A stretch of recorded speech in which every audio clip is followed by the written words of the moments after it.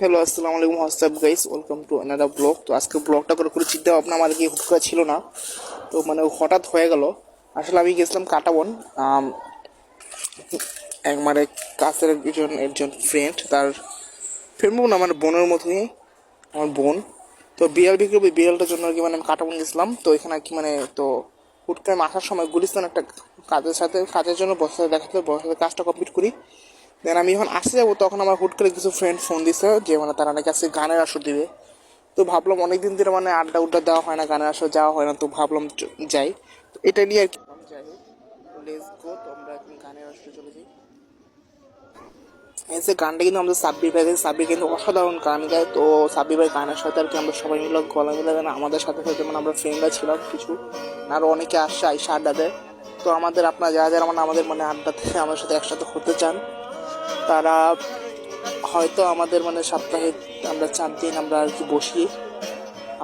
এটা হলো যেখানে ঢাকা রেসকোর্স ময়দান, যেটা আমরা বলি সরাতি উদ্যানে, যেখানে সাথে আছে ভাষণ, সে ভাষণের ওইখানে আমরা বসি। তো আপনারা চাইলে জয়েন করতে পারেন। এই যে এখানে সবাই ফ্রেন্ডলি। তো চলুন রেজকে আমরা গান শুনি।